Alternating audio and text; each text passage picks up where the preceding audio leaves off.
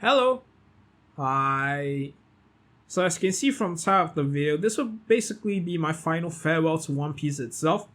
My final One Piece dedicated content video. Simply for the fact, I think I've made it clear enough that I've actually fallen very much out of love with One Piece itself due to the direction Oda has taken the story down into. And I have to say though, I'm actually really sad with where he's taken the story to. Basically, he's made it so that Luffy's journey trivializes everything that he spent the past decade on, ever since Marineford building up. And I have to say, I'm actually really sad with the whole progression and development, as I've stated multiple times. Simply because, again, due to where he's taken the story down into and how he's treated Luffy, he's basically shrapnel and destroyed every good character that he's built up over the years. You know, Whitebeard, Blackbeard, Roger, Rocks, Weevil, and so on. All these big time characters that are supposed to like pose either a threat to Luffy or a threat to the role itself. But with how easily Luffy's humiliated the two current strongest characters in this entire role, who, talk about by this other massive entity and organization known as the world government itself, and treat it as if like, oh, it's the coming of the apocalypse when they join forces. With how easily Luffy and his allies of the weak have made a mockery of Big Mom and Kaido, he's basically shrapnel every other character in the vicinity. And as I've said before, due to what happened right now, Luffy has basically completely shown that he's eliminated every last bit of tension and build up for the story there is. Because you cannot, in good conscience, argue that there is any more good antagonists or that there's any more threats or whatever not, when you've just shown us how easily it is that Luffy can humiliate and destroy two emperors. When you've shown us that the weakest of his crew can easily humiliate one of the four emperors of the sea, one of the four big shots with an entire massive criminal empire that can rival the current strongest faction in the role of One Piece, the world government, and the Marines, you cannot then tell us that the Marines will pose any threats at all, even when you have when Luffy has so easily completely destroyed, the two emperors together. We're not talking about separately, we're talking about together. You can't tell me that they're gonna have a difficult time when the Straw Hats, the weakest of them, have made a mockery of Big Mom like she was nothing. So all stakes, all build up, all hype has been completely wiped out, and it's why I keep saying One Piece needs to end now, because there is no more story to be told when Luffy and gang is in it, because they will just completely steamroll everything in the easiest fashion, and there will be no threats, no tension, no nothing. It's basically taking the best parts of an overpowered character, an overpowered character's progression, stripping out all of those progressions, then chucking this overpowered protagonist, who's only overpowered because of the plot, then nerfing the other antagonists who have been shown to be overpowered, making them into jokes, then having this new overpowered protagonist completely destroys them. Because after this, again, you cannot then go and try and reintroduce stakes and reintroduce tensions and reintroduce enemies that can supposedly match the main protagonist, because there is nothing that can match the main protagonist.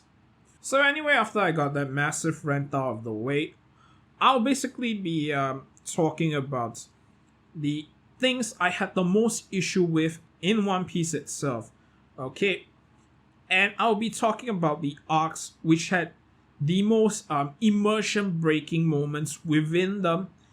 And finally, I'll be talking about how I personally would fix those issues and try and make the story progress in a way that is much more interesting and flows a little better.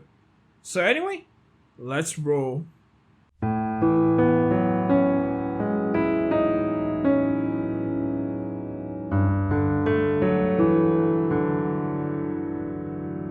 So as I've made it known multiple times, Luffy is the main issue with the story itself, because the way Oda has written him, he's pretty much written him into the ultimate Gary Stu, whose only achievements has ever been, due to the plot armor that is on him due to him being the main character.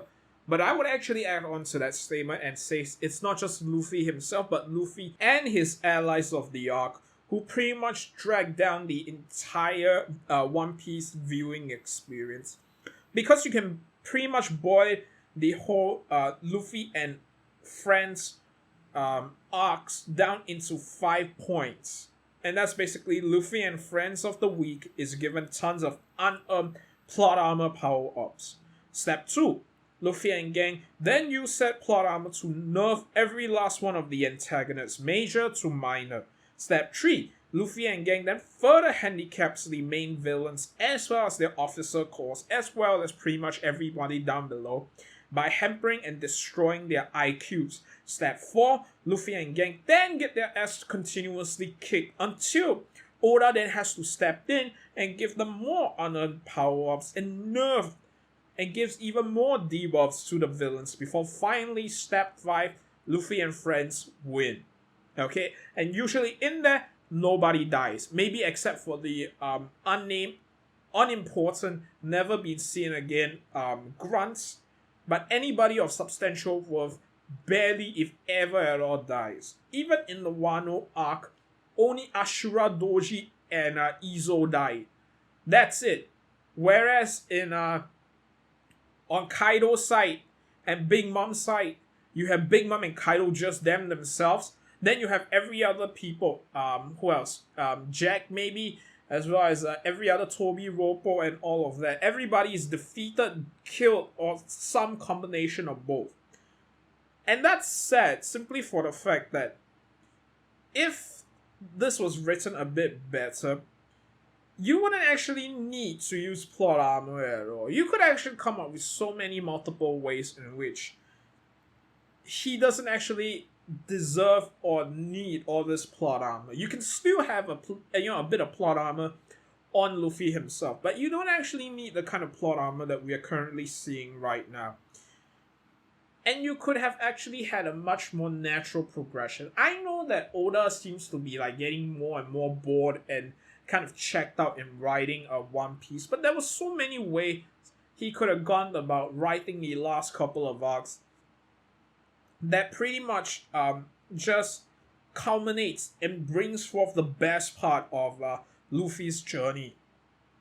In fact, if he wanted, he could have actually taken this arc, defeated Luffy and his friends, and maybe killed off some of the, cast. Maybe not Luffy and gang, but definitely some of the additional cast in the whole story itself. Have Big Mom and Kaido reign supreme, and definitely show us this big bad threats that they've been building up all this time. Don't humiliate Big Mom. Don't humiliate Kaido. Don't humiliate their crew. Have them defeat, even if they have to lose maybe 1/10 of their entire forces, have them defeat Luffy and gang, then have the entire rest of the arc pretty much be an escape from Onigashima arc. Then you could have used that to set up the final arc for the ending of One Piece, and it would have been something completely different, and it would have definitely not been this cookie cutter every standard One Piece Luffy arc that we've seen since the very first chapter, which I know it's a Luffy journey, and I know it's a shonen protagonist journey, but I don't think I've seen any shonen protagonist written in such a way as Luffy has been, which is saying something since I've read a lot of them. Okay? And it's just really ridiculous that Luffy will be written in such a way. He used to at least make some sense, even when he won due to plot armor. You could at least ignore that and not nitpick as much, but now you can't even do that because you can't just show us, okay, using Apu as the example, have the three of them struggle to take on Apu, okay, then all of a sudden, even without awakening any new powers or the like, suddenly able to take on 2 of the 4 emperors together. Remember how easily it was for Kid Zoro Kid Zoro and Law to so easily get rid of Big Mom from the rooftop fight, separating her from Kaido. It's ridiculous how easily it was that they humiliated her. Or how easy it was for Nami, Chopper, Usopp, Robin, Frankie, and Brooke, and pretty much every last one of them to humiliate Big Mom. You pretty much remove all threats factors from them. So, no, definitely one of the biggest issues, and pretty much the main issues I have with the arc itself. And not just the arc, but with the general direction the story has been going in ever since, I would argue, Whole Cake Island. Well, technically, Dressrosa. But when it started to really feel bad, okay, it was during Whole Cake Island. That was actually when it reached the peak for immersion breaking. And that was during the Cracker versus Luffy fight and the Katakuri versus Luffy fight. In that, Oda pretty much killed off the IQs of both men and just allow Luffy to Deus Ex his way towards victory. And I have to say though, that's not a very good way to write your major battle and a major antagonist, because it pretty much kills off any hope or tension people had for the story. I didn't mind how the Katakuri versus Luffy fight ended. I was one of those who defended it as actually a pretty good way to end the entire fight. But the issue wasn't how the ending for that specific fight went. It was how pretty much the entire fight for both the Cracker versus Luffy and the Katakuri versus Luffy fight even began or went in the first place. Especially that Cracker versus Luffy fight. When Nami jumped in and made it so that Luffy could deal with his Biscuit Warriors, the smartest thing would have been for him to redirect his efforts towards taking down Nami, especially when he drained Luffy of his Haki, because he overused his Haki challenging Cracker. And that was the perfect time for him to pretty much direct all of his efforts towards taking down Nami, who was providing Luffy with the easy source of victory. Barring that, even if he didn't want to do that, there was so many other ways he could have dealt with both of them that wouldn't have involved him running away or any such things. It would just involve him using a bit more of his intellect and his battle IQ, which I would argue he has, because he served as an officer, and not just any officer, one of the top 3 or 4 officers of Big Mom's pirate crew, who has ruled over the ocean for decades. It makes no sense then for him to suddenly just lose all of his IQ and battle experience and just stand down there and fight Luffy like a idiot. Then we move on to the Katakuri and Luffy fight. Katakuri wouldn't have even fought Luffy in the first place had he not allowed himself to be captured, or rather had Luffy not been able to capture him. I would argue there was no reason for him to separate himself from Luffy to fight him. He could have easily crushed Luffy right then and just let Big Mom deal with him.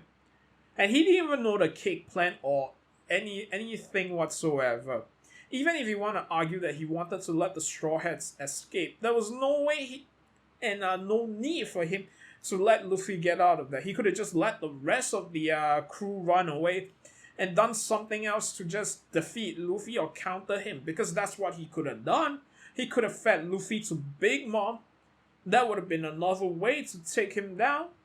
And Big Mom would have been, having such an easy time being the ever-living daylight out of Luffy. So that's another one where, all the IQs just went out the window. And yeah, it's just not fun at all to see a hero pretty much win in such a way. Where it's like the only time and only way they can win is not because they somehow gain the experience to deal with it, or because they gain powers through pure hard work, but rather because they only won and gain powers through the plot. And by the same token, it's not fun to watch a character a la Ace be killed off simply because he needed to be killed off, then quickly replaced by a replacement. Because in the same vein for how Luffy always wins and how he, made it all the way to the top and blah, blah, blah, blah, Ace could have easily survived Oda not determined he needed to die, so went and killed Whitebeard's IQ off, and just pretty much sent Ace down that path. With Luffy, it's basically kill everybody else's IQ, nerf everybody else, let him and his allies of the week, allies of the arc, allies in general, win through Deus Ex power-ups. Whereas then he proceeds to nerf the antagonist through both power and intellect like there's no tomorrow. That's not fun at all for somebody who loves to follow a shonen story, especially. Especially One Piece, where there's supposed to be some logic in there, as shown by how Oda has written the story all the way up prior to Dressrosa itself. So yeah, I can't endorse that, and that's really like the big issue, and a more in-depth look as to why I hate Luffy so much now. Well, Luffy and his gang so much now. So anytime they gain new allies, I can immediately tell that the story is just gonna get dragged down because of them. Because they all have to win. They can't lose. And I don't think Luffy has ever lost since properly since Sabori. He even won in Impale Down, then continued his winning streak all the way until now. He has not lost once since Sabori. So that sucked. Because basically it's always been him winning, and him winning in the most unconvincing fashion ever. So yeah, that's basically my more, again, in-depth look into why I dislike Luffy and gang so much. Now moving on to topic 2.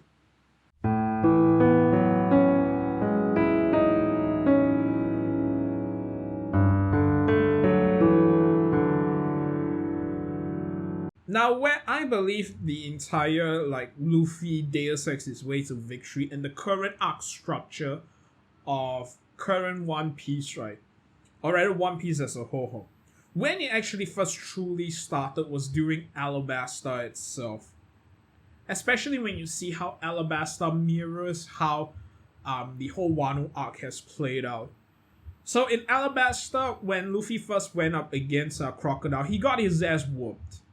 When Luffy first went up against Kaido, he got his ass whooped. Then secondly, Luffy somehow gains a new power and comes back and fights Crocodile, and this time managed to land and damage actually Crocodile, but he still wins in the end after a hard-fought battle.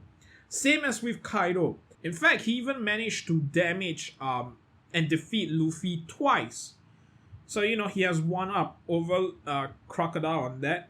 But at the end, Luffy just Deus Ex Machina powers himself up, face off against the antagonist one last time. And then, against all odds, they engage in a duel exchange that ends with Luffy's victory, even when it makes no sense whatsoever. So basically, if you follow the arc structure of Wano and you follow the arc structure of Alabasta, they are exactly completely the same. Because ever since Alabasta, Oda has pretty much been writing his story structure in the same vein as how he wrote for Alabasta. And that's pretty much how he has dealt with every last one of the arcs of One Piece itself. If you go back and watch the thing, hell, even in Impale Down, he got defeated by Magellan, and then in their, I guess you call it second fight, he managed to injure Magellan, but Magellan could still win in the end, and still did. And then finally, in their final exchange, he comes out victorious. It's like that's pretty much the arc structure of all of One Piece, really. I mean, it's a successful one, but it kind of gets a bit stale, right? When you've been using it for decades, there comes a point where you have to say, okay, maybe we can try some new arc structures or some new way we can take this story in without having to damage and destroy your existing story and drive the fan base away. So moving on from there, I'll be talking about the arcs which have some of the more immersion breaking moments in there. Here goes.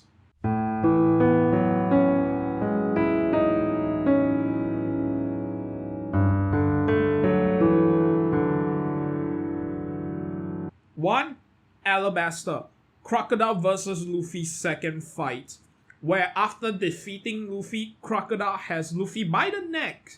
He's pretty much dehydrated husk in his head, where he could have just broken Luffy's neck, threw him down there, and then monologue at the same time, at the same rate. Okay, yet he instead just stands down there saying he has no time to monologue, then proceeds to monologue and toss Luffy into just the exact right spot for him to be revived by the water ball that he spat up in there into the sky. Nah. Followed by Sky Pier, Eneru, and the introduction of Observation Haki. Okay, showing that there is this skill which allows you to pretty much see into the future. Okay, then you give it to this antagonist that already has an extremely powerful devil fruit or magic power, or however you want to say it. And then introducing this again, future seeing power. He should have been undefeated, even, and this is how I actually describe Eneru, that because he relies so much on his fruit, he's not as good of a physical hand-to-hand fighter as Luffy is.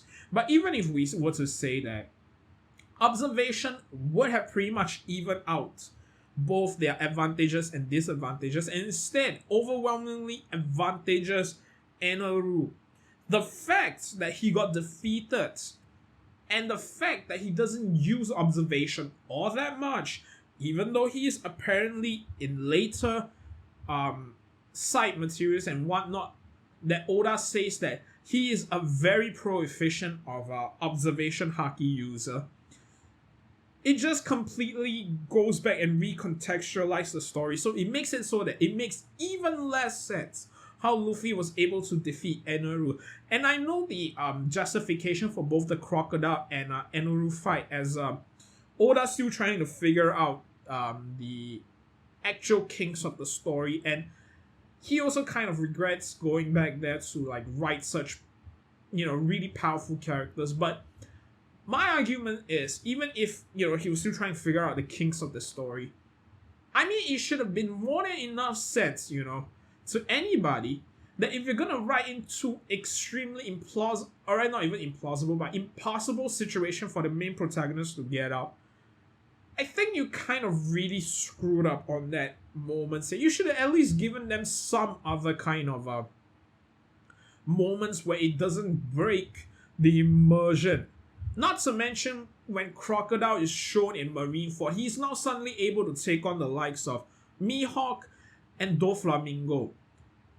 When he lost to Luffy pre-Gear system fighting, okay, pre-Gears, he lost to Luffy. The same man who is then able to take on and clash with the strongest swordsman, the number one swordsman in the world, as well as the heavenly demon, Doflamingo. Like, come on, you cannot tell me that Crocodile, who lost to a scrub, is suddenly now more powerful. And even if you want to say, oh, well, he's always been that powerful, but because, he's not done anything for 13 years, he's weakened. You can't even tell me that, because you know why? The Marines actually had to send in one of the 3 admirals, Aokiji, to try and deal with Crocodile. They didn't send in a vice admiral, they didn't send in a rear admiral, they didn't send in a commandant, a captain, or anybody else. They sent in an admiral. That was how serious of a threat Crocodile was, and yet he got taken down by Luffy. Sorry, that just broke my immersion. Then we go to Annie's lobby. Okay, the fact that this train killer in Rob Lachi, who is able to do some of the most effed up shit just to maintain the powers of the world government, like killing the over 500 hostages that the pirates had gotten just so the world government wouldn't have to pay anything for them at all and yield to the demands of the pirates, is now fighting Luffy fair and square, especially after he damaged Lechi so badly, or that he allows Usopp to stand up there and just give Luffy a pep talk, or the fact that after getting gear third by Luffy, he doesn't just, straight away move in for the kill. Like, there are so many things wrong with that. That's another one that really screwed up the whole, the whole structure of the story. Because rather than making him into the ultimate antagonist of that specific arc, it actually made him the ultimate hero because he was the underdog. He stood and fought the main protagonist who pretty much, got all sorts of leeway. He stood down there and fought him mano a mano. And even when he was on the ropes, on the losing end, he still decided to fight this man mano a mano, fair and square. Rob Lechi, the ultimate evil. The man who believes in dark justice, who would do any dirty things to maintain justice, quote unquote. And you're telling me he stands down there and fight Luffy hand to hand, fist to fist, square to square? Nah, that's another one. Then we have Hody Jones. Okay, I will admit the Hody Jones one is a bit of a stretch, but still, the fact that he doesn't have more creativeness or plays more evilly, and just do more effed up shit to basically try and do whatever it took to win against Luffy, even though he's been shown to do that kind of thing. Also not a good look for Hody, where he decides to fight Luffy mano a mano, where he should have been doing whatever he could to win, because that's what he's been shown as. That he will do any and everything to win. And you can't even say that, it goes against his looking down on humans kind of things. He could even take this as an opportunity to taunt Luffy by being the most downright asshole guy, rather than straight up fought Luffy mano a mano again. Punk Hazard, is next, and getting defeated by Monet. I know there are people who talk about fruit matchup and yada yada yada, but let's be honest here. If he was actually powerful, Monet would have been toast. So you cannot let me to believe that somebody who loses to Monet, let alone Caesar Clown, who actually has a pretty powerful devil fruit, somebody who loses to Monet is going to be able to take on Doflamingo, who is infinitely more powerful than her, and who is way more skilled, way more experienced, and has way more backups. You cannot tell me that. Okay, then we move on to Dressrosa, Doflamingo and his goons getting defeated. The power scale during that time in that arc was completely off the scales. It was whacked. Doflamingo also again lost his IQ. Went from a man who would torture people and play with them like puppets to then fighting Luffy straight up mano a mano. When he got Luffy on the ropes, and Luffy was running for that 10 minutes, rather than enact the most cruel punishment he can and go around slaughtering people, he instead decides to fight Violet for that however many minutes it was that it took to get Luffy's haki back, only to fight Luffy square on mano a mano. I mean, like, seriously, we saw how cruel he was with Violet and what he would do. So, under what circumstances really would he then decides to fight Luffy head on, square, mano a mano, after Luffy has proven that in Gear 4, using his haki to the max and his devil fruit, he's able to, inflict a ton of very serious damage and injuries on Doflamingo himself. Doflamingo survives in the new role. He has survived for decades. Why would he then make such a rookie mistake? The answer is he wouldn't. You could argue he wouldn't go and try and take on the Admiral, but he could have gone around and slaughtered pretty much all of Luffy's allies. And who could stop him? Luffy is out of commission for 10 minutes. And by the time he gets to an Admiral, He could actually, I don't know, keep the Admiral out, run away, find something else to do. He could have easily stalled the timeout until he came out victorious. The fact that he doesn't is just so weird. You can't even use pride and dignity or whatever in them because he kind of lost all of his dignity and pride. When he just stood down there and fought Luffy mano a mano, rather than actually, stick true to his character, he suddenly flips and now is the underdog. One against however many thousands there was, fighting against him. The people stopping the birdcage or at least slowing it down. The people protecting Luffy. The people who fought and defeated his officers and then went on to protect Luffy or fight him or try and stop the birdcage. Doflamingo, the big bad, one against however many thousands or hundreds there is during the Dressrosa thing, or tens of thousands, a huge amount of forces. He basically, on his own, fought against all of them. Like, what kind of villain is that does that? Especially one, again, that's been shown to be as cruel as Doflamingo. Okay, so that, again, makes no sense. Moving on to Whole Cake Island, Cracker and Katakuri. I think I've already explained well enough as to why it is, so I think I'll move on from that. Wano. The humiliation of Big Mom. More than even Kaido. At least Kaido got to demonstrate everything he had.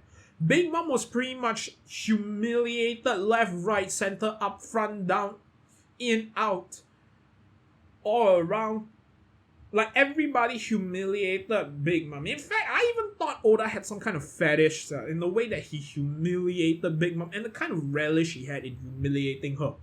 She went from being the unstoppable force of nature during Whole Cake Island, that arc where she literally could not be defeated even after taking all sorts of damage left, right, center, to here where she completely got wrecked by not even the strong characters, but by guys like Chopper, Usopp, Nami, Robin, Frankie.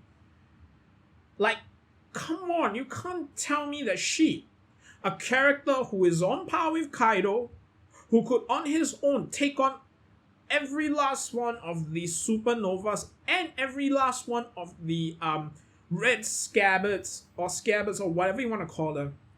You cannot tell me that men that can do that and emerge victorious time and time and time again is somehow gonna lose to a bunch of upstart rookies, let alone the fact that rookies who just awaken their devil fruits.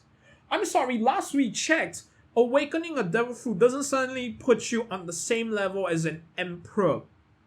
Especially when said emperor has hakis out of ass. I know Law basically silenced Big Mom, but she doesn't need to just have her voice. She has an extremely, overwhelmingly powerful conquerors, which she does not use throughout the entire fight. She doesn't use her armament, she doesn't use observation, she doesn't use any of her haki. Her legendary endurance, she doesn't use. Her reaction time, her speed, her capabilities that allow her to take on faster enemies like Whitebeard, Shanks, Roger, and Kaido himself is completely gone. And she's just a bumbling fool. Again, how is it that Big Mom went from the unstoppable force of nature that could take everything and was hit by everything and come out with barely a scratch on her, suddenly not able to take on a bunch of rookies? Instead, she got killed. Kaido too. And the reason why I'm saying both of them end up getting killed is because I really don't think any of them want to survive the humiliation that have been dealt onto them. They are essentially dead. So again, Wano, Big Mom, Kaido, the 50,000 odd soldiers. And even you want to say, okay, during that Wano fight itself, there's only like 20,000 Kaido troops and like 10,000 samurais. It doesn't matter. Okay, it doesn't matter. the officers plus the soldiers plus everything not only outnumbers the samurai, you have some of the most powerful people there. You have Big Mom and Kaido in there who should have wrecked everything, but instead, Luffy just kept nerfing them and nerfing them and nerfing them. He then went on to empower his allies again and again and again, above and beyond anything, okay, that was logical or consistent. And that's why Wano is the proper downfall of One Piece itself. One Piece has peaked during Marineford. The lowest point for One Piece is Wano. Wano is officially the worst arc ever of the entire One Piece series. And I know there are people out there who love this arc, who loves the story still. And to be fair, good on you. But please, at least, okay, give it to the fact that there's a lot of logical inconsistency in this entire story, especially this arc, that makes this one of the worst arcs ever. Again, you have an antagonist, not just one but two, who has been built up to be the most powerful threats, and that simultaneously having been built up for years upon years upon years, only for during the actual battle themselves to be completely wrecked and nerfed to all hell. And the main protagonist punching Kaido a bit is enough to completely obliterate him, even though it has been shown that Luffy got completely wrecked on multiple times. And yet he's able to get back up, but Kaido get wrecked once and is completely gone. No, again, this Wano itself, or the Onigashima battle itself, was nothing but humiliation. Humiliation of the highest order. Okay, just to humiliate both antagonists. And thanks to that, the humiliation of two of the most powerful characters, what else do you have left? There is nothing else out there that could have matched the powers of both Kaido and Big Mom together. Nothing else. The fact that Luffy has overcome this obstacle stupidly easily means there is nothing else out there that can defeat them. There is nothing else out there that can defeat Luffy and gang. There's nothing else out there that can stand up to them. I don't even give a damn that Green Bull is gonna show up and fight and win and whatever the hell. There is no character out there that can logically challenge the powers of two emperors at their peaks. Okay, there is no power out there that can do that and come out victorious. It would be like if Shiki had challenged both Sengoku and Garp, and rather than being defeated, he easily squashed the both of them. No cake, no dice, and Shiki was a hell of a lot more powerful than Luffy is. But again, because he is the main protagonist and his gang needs to win in the easiest and most hilarious fashion ever, the entire antagonist is completely nerfed, completely depowered and defanged and made into the greatest jokes. So that really is like the biggest nitpicks from like the biggest arcs, or rather from like arcs I feel really took a lot away from One Piece and really break the immersion. In fact, in Wano, that completely shatters any immersion anybody can ever have with the story.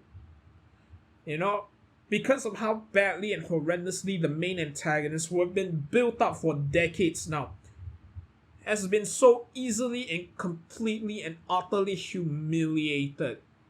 This completely breaks and shatters all immersion or suspension of disbelief. There is nothing else left that can be justified in this. So again, I reiterate, there is nothing going forwards that can stand in the way of Luffy and gang. And if anybody still believes so, I implore you to reread this entire Onigashima battle arc again. This will prove without a shadow of a doubt, okay, that there is nothing that can stand up against Luffy and his Deus Ex Machina plot armor powers. And anybody who believes otherwise, please reread this arc again and tell me that with a straight face. So anyway, last point.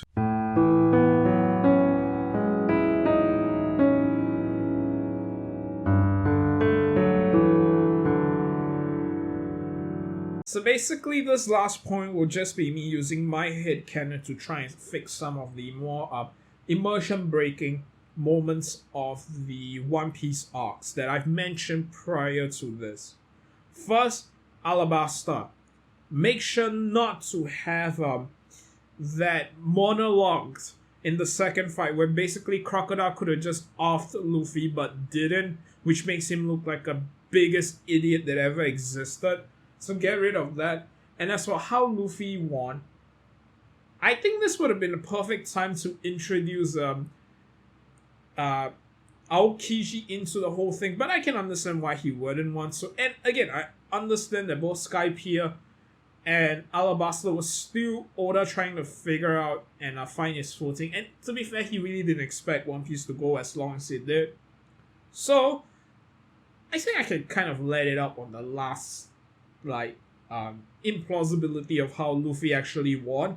So, but definitely the one thing I would change for Alabasta is getting rid of that dumb monologue scene and making sure that Luffy, even if he gets his ass whooped, does not end up getting his pretty much dehydrated body held in the hands of a Crocodile, who could so very easily snap this neck.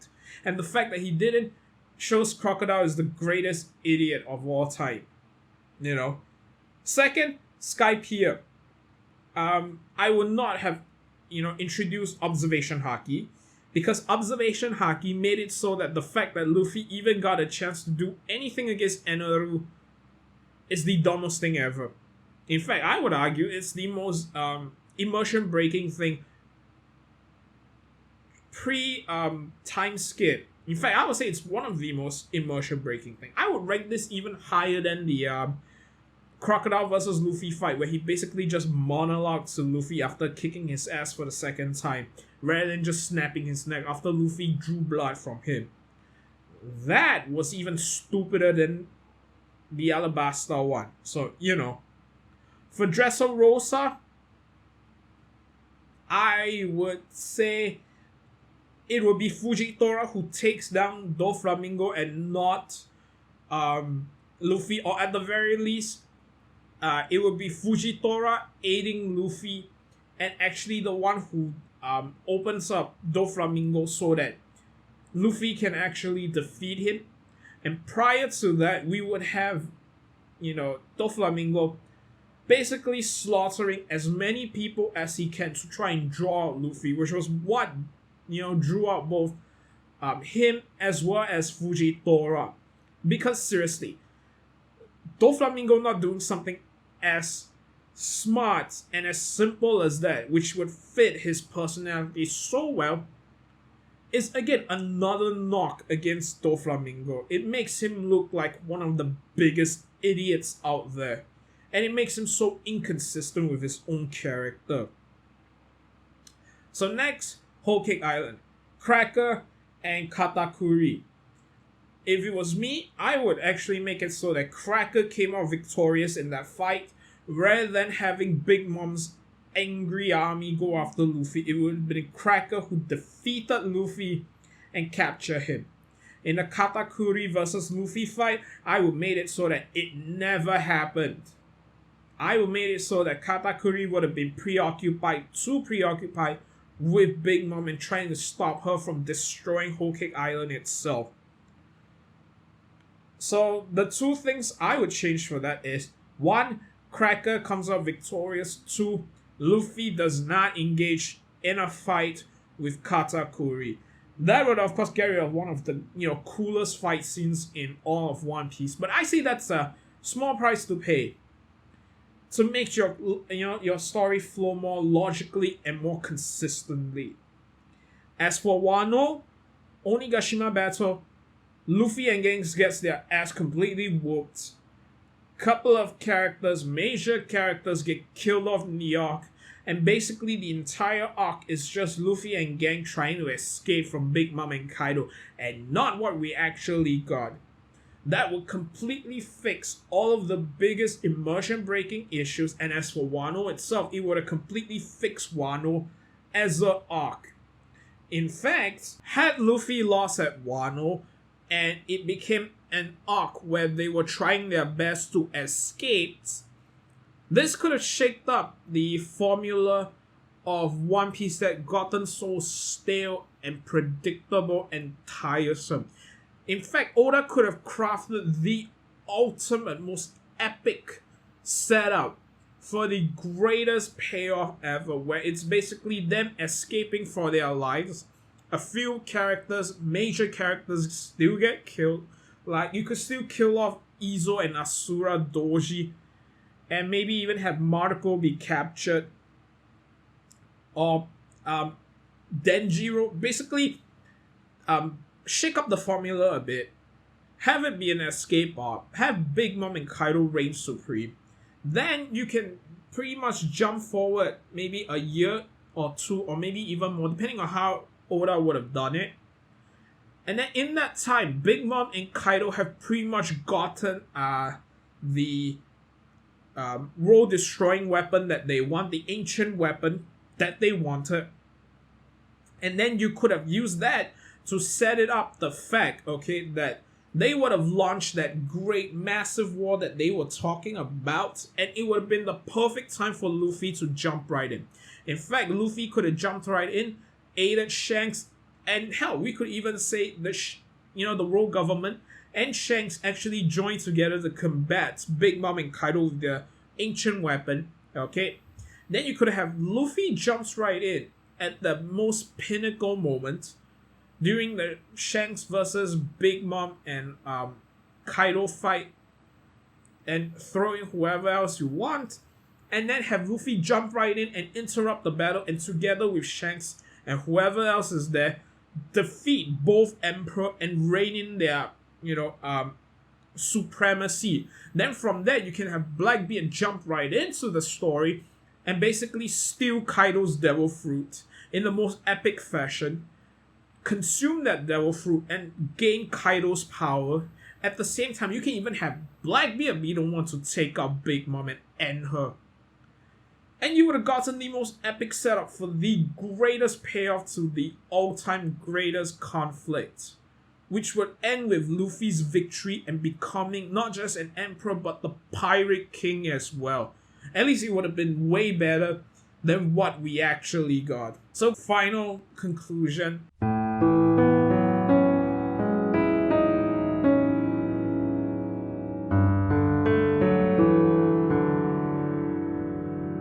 One Piece has given me a lot of love and a lot of fun and entertainment over the years, but I really think it has overstayed its welcome. And with, again, how Oda has treated the story and the characters in it and the direction he's taken it down into, I really don't think One Piece will ever peak again. Nothing Oda do will ever be able to surpass Marineford. No peaks will ever be able to match Marineford. One Piece is a story and a series in decline. While it will always be one of the most profitable franchise out there, because it will be propped up by some of the most hardcore fans, it really has ended its days as the king of shonen.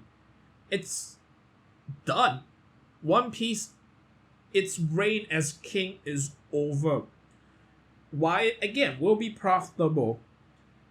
It's story-wise and the peak, the adrenaline, the love and hype we got, during Marineford, it will never be replicated.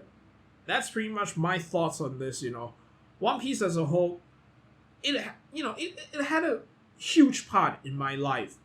It was what got me through a lot of very bad times as well. It was what kept me really motivated to get through each week. And to see where it's ended up now, again, it's just sad. But again, there are multiple shonens out there that I actually love way more now than One Piece. Like Seven Deadly Sins, Welcome to Demon School Iruma. That's actually now my personal favorite manga of all time. The best. Spy X Family, second favorite manga of all time. And so on. Especially with the reintroduction of the third part of the Breaker series, which I have been waiting years for. I will not kid you. So yeah, now that there's so many new webtoons and shonens and other manhwas and so on, I am actually happy to say, giving up One Piece is not the biggest deal ever anymore. Again, it was a big deal a year ago when it first, hit me and I first broke up with One Piece, but now it's gone into basically meh apathy, Yeah. I'm just glad that I could actually find something else to follow rather than One Piece. Because the way One Piece is going now is just not for me. It's a story that's no longer for me, and I accept that. It has its own fans, and it's not me anymore, but it's One Piece. It will always has a massive following, and it will always be financially successful, which I'm happy to see, even if the story is, again, no longer for me. So, with this, I close out the pretty much rambling of an ex-fan. And I really do want to see One Piece continue on its unstoppable success. But again, this is it for me and One Piece. No more One Piece video. No more One Piece content. This is it. I'll find something else to do. Not that big of a deal. So with that, I'd like to thank you for whoever it is that's lasted this long listening to my dumb ramblings. I thank you all for listening. I love you all. And I hope to see you in my next video. Thank you and bye-bye.